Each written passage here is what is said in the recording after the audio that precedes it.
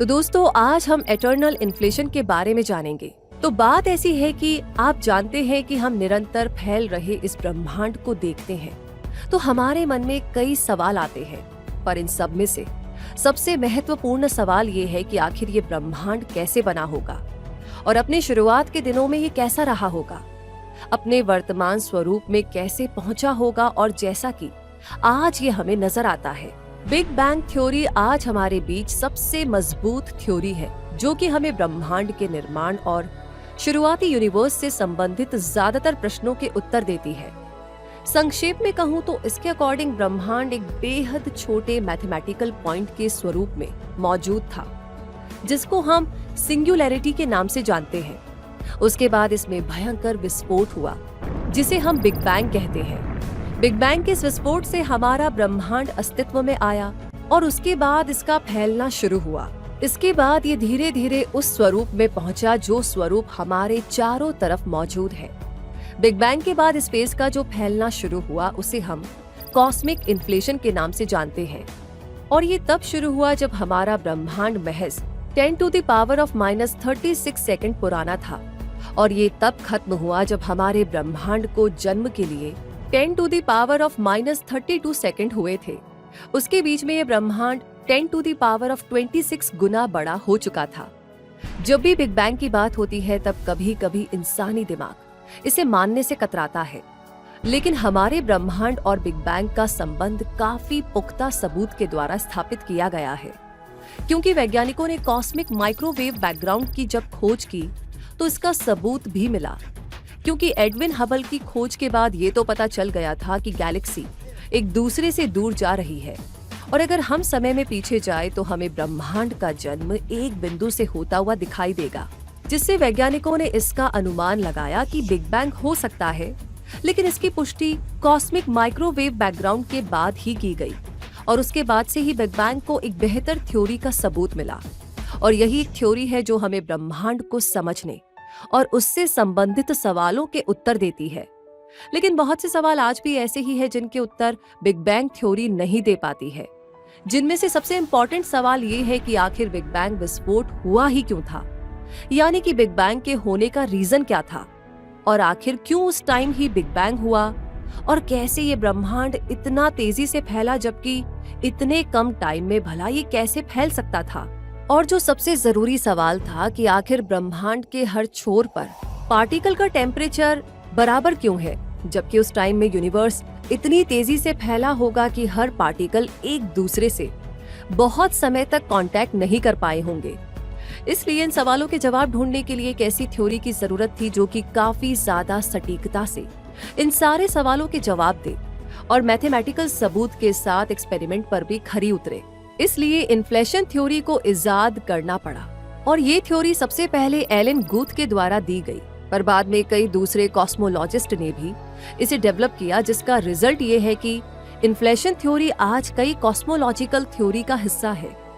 Elon Guth के अलावा inflation theory को डेवलप करने में 3 कॉस्मोलॉजिस्ट का बहुत बड़ा हाथ रहा, जिसमें से सबसे पहले है एंड्रे लिंडे। इन्होंने अपनी अलग थ्योरी डेवलप की जिसका नाम है केओटिक इन्फ्लेशन, और दूसरे है पॉल स्टीनहार्ट जो कि इन्फ्लेशन के एटर्नल इन्फ्लेशन की नेचर की बात करते हैं, यानी ये पहले इंसान थे जिन्होंने एटर्नल के प्रोसेस को कॉन्टिन्यूअस बताया, यानी कि इन्फ्लेशन हमेशा चलता रहेगा, ना तो खत्म होगा और ना कभी शुरू, ये हमेशा चलता ही रहेगा। और तीसरी थ्योरी अलेक्जेंडर विलेंकिन ने दी थी जिसका नाम theory of inflation both eternal to the past and future नाम की थ्योरी है। जैसा कि मैंने पहले ही बताया था कि हमारे बीच कई इन्फ्लेशन थ्योरी मौजूद है, जैसे कि old inflation, chaotic inflation, new inflation, सुग्रा इन्फ्लेशन जैसी बहुत सी है। पर इन सब में से केवल 3 थ्योरी ऐसी है जो सबसे ज्यादा सफल साबित हुई है। जो सबसे पहला है वो है केओटिक इन्फ्लेशन, न्यू इन्फ्लेशन और एटर्नल इन्फ्लेशन। अब अगर हम एटर्नल इन्फ्लेशन को समझे तो ये वही थ्योरी है जिसने ये बताया कि कैसे ब्रह्मांड के हर छोर पे टेम्परेचर समान है और कैसे बिग बैंग जैसी घटनाएं हमेशा होती रहती है और कैसे ब्रह्मांड का विस्फोट हर जगह होता रहता है और हर बिंदु अपने आप में एक बिग बैंग पॉइंट है। आज हम जानते हैं जिसे हम एम्प्टी स्पेस या वैक्यूम कहते हैं, वो भी पूरी तरह से एम्प्टी स्पेस नहीं होता है। दरअसल एम्प्टी स्पेस या वैक्यूम भी फिजिकल ऑब्जेक्ट होता है जिसमें एनर्जी, डेंसिटी तथा प्रेशर होता है और इसके डिफरेंट स्टेट हो सकते हैं। इन्फ्लेशन होता है ग्रेविटेशन रिपल्शन की वजह से, जो पैदा होता है फॉल्स वैक्यूम नाम के एक अनस्टेबल एंटिटी की नेगेटिव प्रेशर की वजह से। फॉल्स वैक्यूम के वर्ड में फॉल्स का इस्तेमाल ही ये इंडिकेट करने के लिए किया जाता है कि यह अनस्टेबल होता है। अगर आप फॉल्स पहली बार सुन रहे हैं तो चलिए इसके बारे में थोड़ा बता देते हैं। फॉल्स वैक्यूम के कॉन्सेप्ट को समझने के लिए आपको ये पता होना चाहिए कि फॉल्स वैक्यूम और ट्रू वैक्यूम में क्या डिफरेंस होता है। तो चलिए इसे समझते हैं। इस ब्रह्मांड में जो कुछ भी मौजूद है उन सबका अपना एक एनर्जी लेवल होता है। हायर एनर्जी लेवल होने का मतलब होता है उस पर्टिकुलर सिस्टम में ज्यादा एनर्जी का मौजूद होना। लोअर एनर्जी लेवल होने का मतलब होता है उस सिस्टम में कम एनर्जी लेवल का मौजूद होना। एग्जाम्पल के लिए, कोई भी चीज जिसे हम जला सकते हैं उसका एनर्जी लेवल हाई होता है। जब हम उसे जलाते हैं तो ये अपने मॉलिक्यूलर बॉन्ड पर मौजूद केमिकल एनर्जी को रिलीज करके उसे हीट में बदल देता है और उसके बाद सिस्टम में सिर्फ राख बचती है और फिर उस सिस्टम का एनर्जी लेवल पहले के मुकाबले लो हो चुका होता है। इस ब्रह्मांड में मौजूद अलग अलग चीजों में अलग अलग अमाउंट ऑफ एनर्जी होती है और सब स्टेबल होना चाहते हैं, यानी अपनी लोअर एनर्जी लेवल पर जाना चाहते हैं, जिसका मतलब ये हुआ कि ब्रह्मांड का हर मैटर स्टेबल होने की कोशिश करता है और कोई मैटर तभी स्टेबल हो सकता है जब उसके पास कम से कम एनर्जी बचे। ये नियम क्वांटम मैकेनिक्स जैसे वियर्ड फील्ड में भी लागू होता है, जो हमें बताता है कि इस ब्रह्मांड में प्रॉपर्टी क्वांटम फील्ड से आते हैं, यानी कि क्वांटम फील्ड से ही अलग अलग पार्टिकल को वो प्रॉपर्टी मिलते हैं जिनसे ये डिसाइड होता है कि ये दूसरे पार्टिकल के साथ किस तरह इंटरैक्ट करेंगे और किस तरीके से बिहेव करेंगे। और ये क्वांटम फील्ड भी हमेशा लोअर एनर्जी स्टेट में जाने की कोशिश करते हैं, जिसे हम वैक्यूम स्टेट कहते हैं। पर कभी कभी ऐसी सिचुएशन बनती है कि वो मेटा स्टेट में चले जाते हैं, जो कि अनस्टेबल स्टेबल स्टेट का वो पीरियड होता है जो काफी लंबे समय तक चलता है। इस स्टेट में होने की वजह से वो वैक्यूम स्टेट में नहीं जा पाते हैं, वो एनर्जी लूज नहीं करते और इस कारण गॉड पार्टिकल को जन्म देने वाले हिग्स फील्ड लंबे समय तक अपने अंदर लार्ज अमाउंट में एनर्जी समेट के रख पाते हैं। ऐसे फील्ड को हम फॉल्स वैक्यूम कहते हैं। जैसे कि मैंने पहले भी बताया, फॉल्स वैक्यूम अनस्टेबल होता है एक्सट्रीम डेंसिटी की वजह से। इसमें ग्रेविटेशनल फोर्स अट्रैक्टिव होने की जगह पे रिपल्सिव नेचर हो जाता है।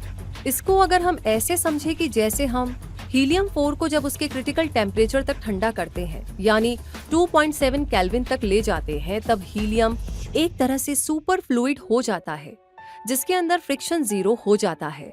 और जब हम उस लिक्विड को किसी बोल या कप में रखते हैं तो वो ग्रेविटी की वजह से कप से अपने आप बाहर निकल जाता है, यानी कप से बाहर निकलते समय वो लिक्विड ग्रेविटी के विरुद्ध काम करता है और वैसे ही एकदम फॉल्स वैक्यूम भी करता है। और अगर हम एक्सोटिक पार्टिकल की भी बात करें तो उसमें यही गुण होते हैं, यानी एक्सोटिक पार्टिकल एकदम एंटी ग्रेविटी पार्टिकल होते हैं जो कि ग्रेविटी के ऑपोजिट काम करते हैं। और दूसरी चीज की उन पे जितना फोर्स लगाया जाएगा उनका आकार उतना ही ज्यादा बढ़ेगा।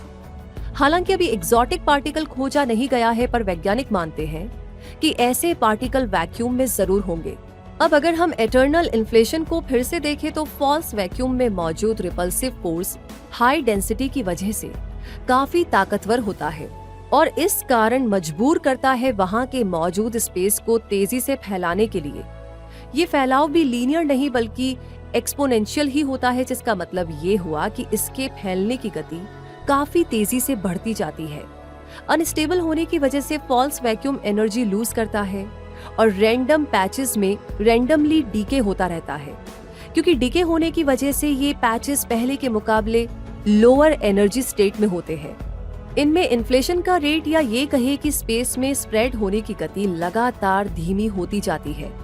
ये low vacuum energy region microscopic bubble बनाते हैं जिसका फैलना शुरू होता है और इसका साइज प्लांक साइज से बढ़ते बढ़ते हमारे मौजूदा दिखने वाले यूनिवर्स से कई गुना बड़ा हो जाता है।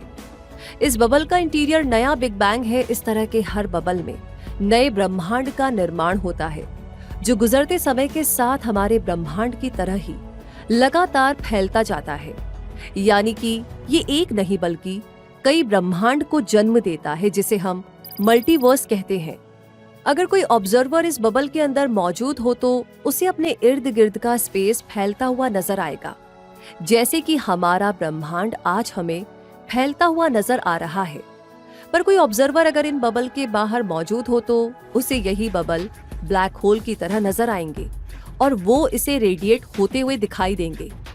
तो जब जब नए बबल का निर्माण होगा, वहां पर मौजूद रीजन जो अभी मौजूद नहीं हुए हैं, वहां पे मौजूद रिपल्सिव ग्रेविटी की वजह से फैलते ही रहेंगे, जिसकी वजह से वहां पर पहले के मुकाबले कहीं ज्यादा स्पेस बनेगा। इन्फ्लेशन के दौरान स्पेस में फैलने की गति जहां पर ज्यादा होगी, वहां पे रीजन के डिके होने के कंपैरिजन में ज्यादा फैलेगा। इस वजह से फॉल्स वैक्यूम में डिकेइंग रेट चाहे कितनी भी हो, ये कभी भी पूरी तरह खत्म नहीं होंगे। इसका मतलब ये हुआ कि इन्फ्लेशन का प्रोसेस हमेशा चलता रहेगा और ये एटर्नल हो जाएगा। यही रीजन है कि हम इसे एटर्नल इन्फ्लेशन थ्योरी कहते हैं। और क्रिएट होने के बाद ये बबल लाइट की स्पीड से फैलने लगते हैं, जबकि इन बबल के बीच मौजूद फॉल्स वैक्यूम का स्पेस पावरफुल नेगेटिव एनर्जी के इम्पैक्ट में इससे भी ज्यादा तेजी से फैलता रहता है। इस एटर्नल प्रोसेस की वजह से हमें एक विशाल मल्टीवर्स मिलता है। और इस थ्योरी को आसान भाषा में समझे तो मान लीजिए कि झरने से बहुत ज्यादा मात्रा में पानी गिर रहा है और जिस जगह पे वो गिर रहा है वहां पर बुलबुले बनते हैं और फिर कुछ टाइम के बाद नए बुलबुले बनते ही रहते हैं और ये प्रोसेस हमेशा चलती ही रहती है। और ऐसे ही ब्रह्मांड का निर्माण होता ही रहता है, जिसे मल्टीवर्स या एटर्नल इन्फ्लेशन भी कहा जाता है। ये मैटर और रेडिएशन के रूप में एनर्जी को रिलीज करता है। जैसे ही वैक्यूम बबल एक्सपैंड करना शुरू करते हैं, वहां पे विशाल मात्रा में रियल पार्टिकल का निर्माण होने लगता है, जिसके कारण वहां विशाल मात्रा में एनर्जी रिलीज होती है, जो लोकल बिग बैंग को जन्म देती है। यानी कि इस ब्रह्मांड में मौजूद सभी मैटर का निर्माण उस क्वांटम प्रोसेस से होता है जो इन्फ्लेशन के बाद होता है। जैसे कि हमारे इस ब्रह्मांड में उन्हीं क्वांटम प्रोसेस की वजह से ही डेंस प्लाज्मा सूप जनरेट हुआ, जो कि धीरे धीरे ठंडा हुआ और इसने अलाउ किया कि वहां पर मौजूद एनर्जी को मास में बदलने के लिए। इसके बाद ग्रेविटी ने हमारे ब्रह्मांड को वो स्ट्रक्चर दिया जिसे कि आज हम देख रहे हैं, जिससे हमारे ब्रह्मांड में मौजूद सभी गैलेक्सी का जन्म इन्फ्लेशन के लास्ट स्टेज के होने वाले क्वांटम इफेक्ट की वजह से ही हुआ था, जिसके कारण हमारे यूनिवर्स में आज अनंत पार्टिकल मौजूद है। इन्फ्लेशन के अलावा कोई और दूसरी थ्योरी हमारे पास नहीं है जो कि ये समझा सके कि इतने सारे पार्टिकल हमारे यूनिवर्स में क्यों हैं और वो कैसे बने। इन्फ्लेशन ना केवल स्पेस क्रिएट करते हैं, बल्कि ये वहां पर मौजूद मैटर को यूनिवर्सल स्पेस तक फैला देता है। तो अब तक आपने एटर्नल इन्फ्लेशन थ्योरी के बारे में जाना, जिसमें आपने ये भी देखा कि बिग बैंग होने के पीछे का रीजन क्या रहा होगा। आइए अब जानते हैं कि बिग बैंग थ्योरी कौन से सवालों के जवाब नहीं दे पा रही थी, जिनके जवाब एटर्नल थ्योरी देती है। तो पहला है एब्सेंस ऑफ मैग्नेटिक मोनोपोल्स।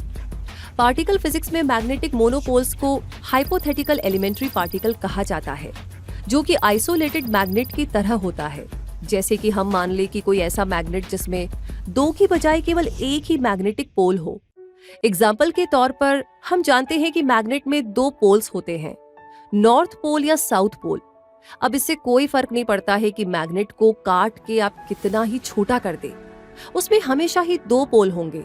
पर जब हम मैग्नेटिक मोनोपोल की बात करते हैं, तब हम ऐसे मैग्नेट की बात करते हैं जिसमें हमेशा एक ही पोल हो, या तो नॉर्थ पोल होगा या फिर साउथ पोल। मैग्नेटिक पोल का अपना एक नेट मैग्नेटिक चार्ज होगा। ग्रैंड यूनिफाइड थ्योरी तथा सुपर स्ट्रिंग थ्योरी जैसी कई थ्योरीज ये प्रिडिक्शन करती है कि अर्ली यूनिवर्स में मैग्नेटिक मोनोपोल का निर्माण हुआ, जो आज भी यहीं कहीं ब्रह्मांड में होने चाहिए। पर हमें आज भी मोनोपोल का कोई नामो निशान नहीं मिलता है और अभी तक ये केवल थ्योरी ही है।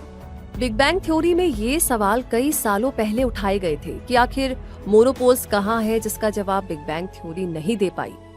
इन्फ्लेशन थ्योरी का इस बारे में ये कहना है कि अर्ली यूनिवर्स में मैग्नेटिक मोनोपोल का निर्माण हुआ था, पर इन्फ्लेशन का प्रोसेस इसके बाद शुरू हुआ, जिसकी वजह से मैग्नेटिक मोनोपोल की डेंसिटी बहुत ज्यादा कम कर दी गई। यही रीजन है कि मौजूदा समय में कोई भी एक्सपेरिमेंटल या ऑब्जर्वेशनल एविडेंस नहीं मिले हैं इसकी मौजूदगी के। और दूसरा सबसे अहम सवाल ये है कि आखिर हमारे यूनिवर्स का स्पेस इतना फ्लैट क्यों है? और इस सवाल का जवाब भी बिग बैंग थ्योरी नहीं दे पाती।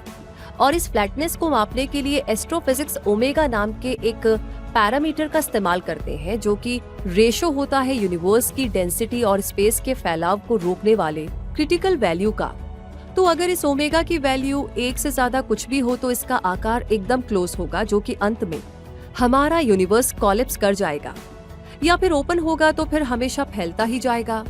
और अगर इस ओमेगा की वैल्यू 1 हुई तो इसका मतलब होगा कि हमारा ब्रह्मांड फ्लैट है। और जब वैज्ञानिकों ने एक्सपेरिमेंट के द्वारा कैलकुलेट किया तब हमें पता लगा कि हमारे ब्रह्मांड की ओमेगा वैल्यू 1 ही है। अब सवाल ये था कि हमारा ब्रह्मांड एकदम फ्लैट क्यों है, यानी कि वैल्यू कुछ भी हो सकती थी, तो ये सिर्फ 1 ही क्यों है? इन्फ्लेशन थ्योरी इस बारे में कहती है कि इन्फ्लेशन की स्पीड इतनी ज्यादा रही होगी कि इसने स्पेस टाइम कर्वेचर को इतना ज्यादा फैला दिया होगा कि आज हमारे लिए इसे डिटेक्ट करना मुश्किल है। उदाहरण के लिए जब आप जमीन पर चलते हैं तब ये आपको पूरी तरह फ्लैट ही नजर आता है ना? जबकि इस धरती का हर भाग मुड़ा हुआ है, यानी पृथ्वी लगभग एक ग्लोब की तरह गोल है। और ऐसा इसलिए होता है क्योंकि आपके सामने का एरिया ग्लोब के छोटे से एरिया का हिस्सा होता है, जिसकी वजह से हम उस कर्व को नहीं देख पाते। हमारे ब्रह्मांड के साथ भी ना यही प्रॉब्लम है, क्योंकि हमारा ब्रह्मांड बहुत विशाल है। इसलिए जब हम उस स्पेस को मेजर करते हैं, जो कि ब्रह्मांड के कंपैरिजन में बहुत ही छोटा है, तो वो हमें फ्लैट दिखाई देता है। और इससे यूनिवर्स की फ्लैटनेस की प्रॉब्लम भी सॉल्व हो जाती है। और तीसरी सबसे बड़ी समस्या ये थी कि जब हम ब्रह्मांड के चारों तरफ देखते हैं तो हमें कॉस्मिक माइक्रोवेव बैकग्राउंड रेडिएशन दिखाई देता है। और ये उस समय का है जब हमारा ब्रह्मांड एकदम ठंडा हो गया था, ताकि लाइट फ्री ट्रैवल कर सके स्पेस में। जब हम इस रेडिएशन के टेम्परेचर को मापते हैं तो पाते हैं कि हर जगह ये रेडिएशन बिल्कुल बराबर है। थोड़े बहुत टाइनी वेरिएशन जरूर है जो केवल सेंसिटिव इंस्ट्रूमेंट ही डिटेक्ट कर सकते हैं। पर अब वही सवाल फिर से आता है कि आखिर ऐसा क्यों है, यानी कि हमारे ब्रह्मांड का टेम्परेचर आइसोट्रॉपिक क्यों है? अगर इन्फ्लेशन थ्योरी को ना माने तो इसे केवल एक तरीके से समझाया जा सकता है, वो भी फिजिक्स के लॉज को वायलेट करके। आइए जानते हैं। दो ऑब्जेक्ट का टेम्परेचर सेम तभी हो सकता है जब वो एक दूसरे से इंटरैक्ट करे। जैसे कि गर्म पानी अगर ठंडे पानी में डाला जाए तो दोनों का टेम्परेचर समान हो जाएगा, क्योंकि दोनों के बीच हीट एक्सचेंज हुई, जिसे थर्मल इक्विलिब्रियम कहा जाता है। अब जब हम इस ब्रह्मांड के चारों तरफ देखते हैं तो पाते हैं कि दोनों ही ओर का तापमान एक दूसरे के बराबर है और दोनों छोर किसी समय एक ही जगह पर रहे होंगे और दोनों ने आपस में इंटरैक्ट करके हीट एक्सचेंज की होगी।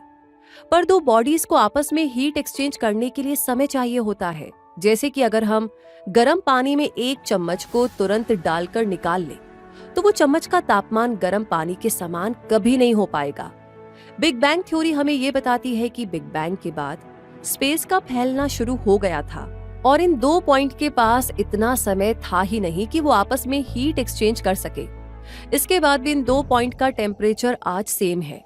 तो ऐसा केवल तभी पॉसिबल हो सकता है जब इनके बीच का स्पेस लाइट की स्पीड से भी कई गुना तेज गति से फैला हो, और इतनी तेज गति से ट्रैवल करना फिजिक्स के नियमों का उल्लंघन करता है। इन्फ्लेशन थ्योरी इसके बारे में कहती है कि ये uniformity normal thermal equilibrium process से उसी समय बन जाता है जब हमारा यूनिवर्स माइक्रोस्कोपिक स्केल में होता है। इसके बाद इन्फ्लेशन की वजह से ये फैलने लगता है और वही यूनिफॉर्मिटी हमें बड़े स्केल में नजर आती है। चौथी समस्या ये थी कि जब इन्फ्लेशनरी पीरियड शुरू हुआ तब हमारा ब्रह्मांड केवल 10⁻⁻36 सेकंड पुराना था, और ये उस समय खत्म हुआ जब हमारे ब्रह्मांड को जन्म के लिए केवल 10⁻32 सेकंड हुआ था। तो इस छोटे से समय में हमारा ब्रह्मांड पहले से 10⁻26 गुना बड़ा हो चुका था। इसलिए ये इन्फ्लेशनरी पीरियड 1 सेकंड से भी कम समय का था और इसमें मौजूद पार्टिकल पे ज्यादा फोर्स का प्रभाव हुआ होगा, जिसकी वजह से ब्रह्मांड को यूनिफॉर्म बना दिया जाना चाहिए था, जो हमें नजर आता है। और आज हम कॉस्मिक माइक्रोवेव बैकग्राउंड रेडिएशन को देखते हैं तो इसमें हमें छोटे रिपल्स भी नजर आते हैं, जिसका रीजन इन्फ्लेशन थ्योरी के अलावा कोई और थ्योरी नहीं बता पाती है। क्योंकि जब वैज्ञानिकों ने कॉस्मिक माइक्रोवेव बैकग्राउंड की इमेज को देखा तो उन्हें उसके सदर्न हेमिस्फीयर पर कुछ ऐसे पैचेस दिखाई दिए जो काफी अलग थे, मतलब कि वो काफी बड़े थे, जबकि ऐसा नहीं होना चाहिए था। फिर भी वो पैचेस काफी बड़े थे और वो काफी ठंडे भी थे, और यही चीज वैज्ञानिकों को हैरान कर रही थी। लेकिन जब इसे एटर्नल इन्फ्लेशन की थ्योरी से समझा तो ये पैचेस को अच्छे से समझा पाती है। और कुछ वैज्ञानिक ये मानते हैं कि ये भी अपने आप में एक यूनिवर्स के बनने की शुरुआत है, यानी कि यूनिवर्स के अंदर से यूनिवर्स, और इसे ही वैज्ञानिक मल्टीवर्स की थ्योरी का सच होना मानते हैं। इन्फ्लेशन थ्योरी के अकॉर्डिंग ये इन्फ्लेशन होने के ही सबूत है। दरअसल ये अर्ली यूनिवर्स में मौजूद उन क्वांटम फ्लक्चुएशन या वर्चुअल पार्टिकल के फुटप्रिंट है जिनका आकार पहले माइक्रोस्कोपिक स्केल में था, पर इन्फ्लेशन की वजह से उनका आकार बढ़कर के कॉस्मिक स्केल तक पहुंच गया। जैसे कि पहले ही जान चुके हैं कि इन्फ्लेशन होने के पीछे का राज और ब्रह्मांड की उत्पत्ति का राज क्वांटम फील्ड ही है, और इसके प्रिंसिपल के आधार पे होता है, जैसा कि फॉल्स फील्ड को जानते हैं, जिसकी वजह से स्पेस में फैलाव होता है और स्पेस का छोटा सा पॉइंट बड़ा होने लगता है, और इसी वजह से स्पेस लगातार खुद को बढ़ाता रहता है। लेकिन उसी स्पेस में बहुत से वर्चुअल पार्टिकल होते हैं जो कि एक पेयर के रूप में पैदा होते हैं और तुरंत ही नष्ट भी हो जाते हैं। स्टीफन हॉकिंग के अकॉर्डिंग ये वर्चुअल पार्टिकल कुछ टाइम के लिए नेगेटिव और पॉजिटिव पार्टिकल के रूप में उत्पन्न होते हैं और फिर एक दूसरे से मिलकर नष्ट हो जाते हैं, और ये प्रोसेस इतनी तेज चलती है कि उन्हें देखना असंभव है। और दूसरी सबसे बड़ी चीज ये है कि वो माइक्रो सेकंड के लिए पैदा होते हैं, जिसकी वजह से हम उन्हें देख नहीं सकते हैं। और मान लीजिए कि दोनों वर्चुअल पार्टिकल जैसे ही पैदा हुए, उस समय वहां पर स्पेस फॉल्स फील्ड की वजह से बहुत तेजी से फैल रहा था, जिसकी वजह से वे पार्टिकल पैदा हुए। लेकिन जैसे ही वो एक दूसरे से टकराने वाले थे, वहां का स्पेस बढ़ने लगा, यानी कि फैल गया, जिसकी वजह से वे पार्टिकल एक दूसरे को टच नहीं कर पाते हैं। और यही रीजन था कि वे पार्टिकल एक दूसरे से नहीं टकराते हैं। इस तरीके से ब्रह्मांड में एक नए पार्टिकल का स्वागत होता है, और इसी तरह जो नई जगह बनती है वहां भी ऐसे पार्टिकल बनते रहते हैं। और यही रीजन था ब्रह्मांड में ऐसे नए पार्टिकल बन पाए, और वही पार्टिकल से बने एटम, स्टार्स, गैलेक्सी हमें चारों तरफ दिखाई देते हैं। और इस तरह क्वांटम फील्ड स्मॉल फ्लक्चुएशन का यूज करके नए पार्टिकल को बढ़ाता जाता है, और एक ऐसा टाइम आता है कि यही फ्लक्चुएशन बड़े क्वांटम फ्लक्चुएशन में बदल जाते हैं।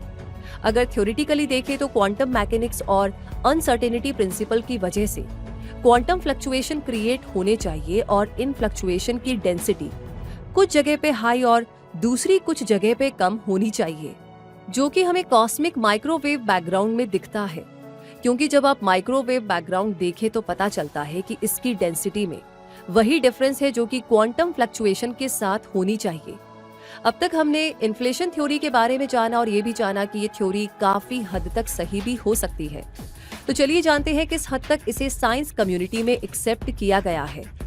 अब देखा जाए तो काफी हद तक ये थ्योरी साइंस समुदाय के बीच अपनी जगह रखती है, और बहुत से साइंटिस्ट इसी के आधार पर अपने काम को आगे बढ़ाते हैं, जिसकी वजह से इतनी सारी खोजें हो पाई है। पर कुछ वैज्ञानिक इसके विरोध में भी है, जो इस पे जरा भी यकीन नहीं करते हैं, और अपनी कॉस्मोलॉजिकल थ्योरी में वो इसे जगह भी नहीं देते हैं। जैसे कि रॉजर पेनरोज के द्वारा दी गई कन्फॉर्मल साइक्लिक कॉस्मोलॉजी थ्योरी इसके कुछ अहम एग्जाम्पल है। अभी तक इन्फ्लेशन थ्योरी ने सभी ऑब्जर्वेशनल टेस्ट में खुद को सही साबित किया है, जिसके बाद भी अभी तक ये इनकम्प्लीट ही है, जिसका मतलब ये है कि अभी भी इसमें सुधार की गुंजाइश है। शायद क्वांटम ग्रेविटी, जिसे हम थ्योरी ऑफ एवरीथिंग भी कहते हैं, वो इसे कंप्लीट कर दे। हालांकि इन्फ्लेशन के होने के भी कोई पुख्ता सबूत हमें नहीं मिले, पर इस बात से भी इनकार नहीं किया जा सकता कि इस टाइम अर्ली यूनिवर्स को समझने के लिए हमारे पास सबसे बेस्ट थ्योरी है। साल 2014 में कुछ साइंस के ग्रुप ने अनाउंस किया था कि उन्होंने background imaging of cosmic extra galactic polarization नाम के इंस्ट्रूमेंट की हेल्प से काफी पुराने फ्लक्चुएशन को डिटेक्ट किया है, जो कि काफी हद तक इन्फ्लेशन के पुख्ता सबूत हो सकते हैं। पर जब इसे जर्नल में पब्लिश किया गया तो उसके कुछ दिनों के बाद ही प्लांक टेलीस्कोप के साथ काम कर रही एक टीम ने ये साबित किया कि जो कुछ उन्होंने डिटेक्ट किया था उसे हमारी मिल्की वे गैलेक्सी में मौजूद डस्ट और गैस के बादलों से भी एक्सप्लेन किया जा सकता है। इस कारण इन्फ्लेशन होने के सबूत को कंसीडर नहीं किया गया। उसके बाद हमें अभी तक इन्फ्लेशन के कोई भी पुख्ता सबूत नहीं मिले हैं। BICEP और प्लांक के अलावा कई और सैटेलाइट ब्रह्मांड के रहस्य से पर्दा उठाने की कोशिश में लगे हुए हैं। लेकिन इन्फ्लेशन थ्योरी को सही साबित करना इम्पॉसिबल है। पर ये हम जरूर कर सकते हैं कि हम इन्फ्लेशन थ्योरी का इस्तेमाल करके कुछ प्रिडिक्शन करें और बाद में उसे ऑब्जर्वेशनल डेटा के साथ मैच करें, तो हमें पता चल सकता है कि ये सिद्धांत सही है या गलत है। कुछ ऐसे सवाल हैं जो कि एटर्नल इन्फ्लेशन पे गहरे सवाल उठाते हैं कि अगर ये सच है तो इसका असर हमारे आसपास के स्पेस में दिखना चाहिए था। मतलब कि ये घटना हमारे आसपास की खाली जगह पर भी होनी चाहिए थी। और जो सबसे अहम सवाल है कि आखिर इस इन्फ्लेशन के पीछे किस शक्ति का हाथ है। और आज इंसान उसी जगह पर खड़ा है जहां से इंसानों ने सवाल पूछना शुरू किया था कि आखिर हम और ये यूनिवर्स कैसे बना। तो आज की इस डॉक्यूमेंट्री में सिर्फ इतना ही।